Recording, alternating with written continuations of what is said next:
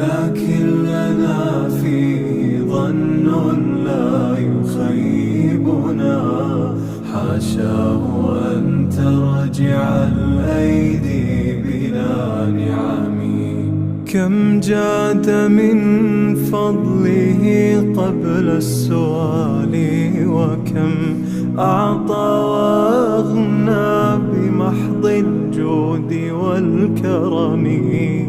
الله يعلم ما نشكو من الألم وما